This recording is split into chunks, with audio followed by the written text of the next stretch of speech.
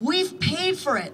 Generations of our ancestors have paid for this institution.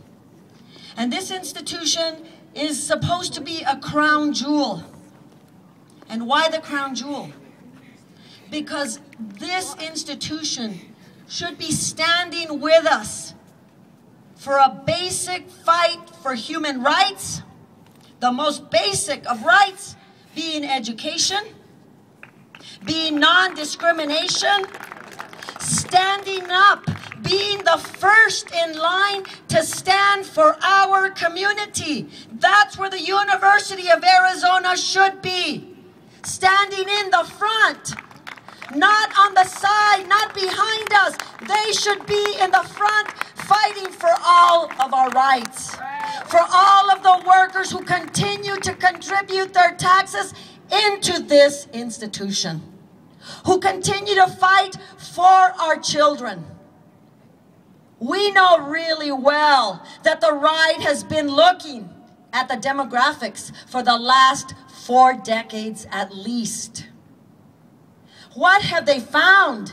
They have found that the entering classes are children of color. Is it any shock that public education is on the chopping block right now? Is it any shock that these right-wing extremists in Phoenix are going after public education, K through 12? Even though the Supreme Court established clearly that undocumented children are entitled to free public education, they don't care. Arizona is that incubator.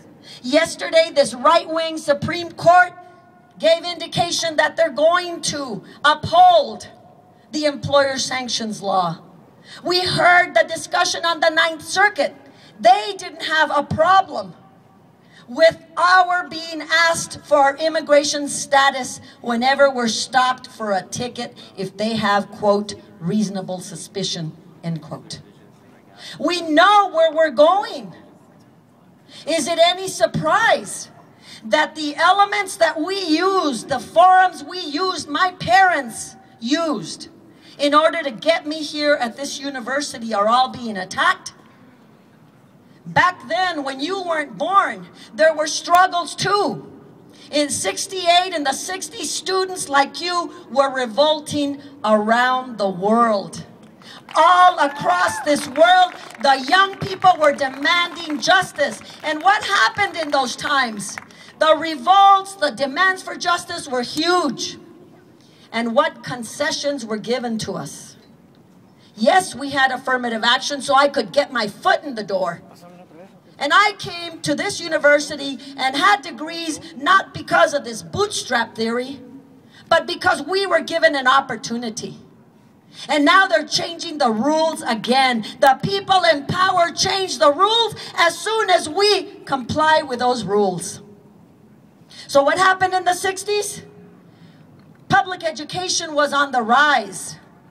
California's public education system was a model. We were in the rise. A child of a migrant like me, an immigrant, was able to come to the university and get degrees. Do you think they want you to have degrees? Do you think they want the dreamers to have degrees? No, even though that was the rule. So education was an equalizer. We fought in the courts and got concessions. And what happened there? They now own the courts. They've cut public education to the max. They continue to want to cut it here. They're cutting it down, the equalizer. What did they do with the courts? They put right-wing people in the courts. It's not a Warren court. It is now a Roberts court. What other things do we have? The media. In 1968, we could see body bags with people coming back from the war in Vietnam. We actually saw people being attacked with water cannons and dogs. I don't know if some of you have seen some of those clips, but we saw it live on TV. We saw all of that.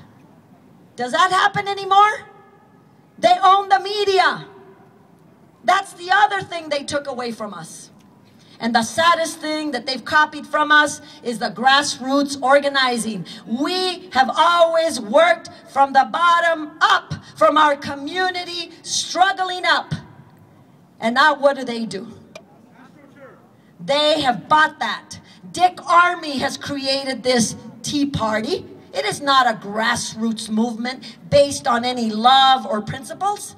How many of the Tea Party people do you see on the weekends helping their white brothers and sisters who are homeless? How many of them? We are not on the other side of the issue. They are on a whole different plane from all of us, because we are motivated by love, and they are motivated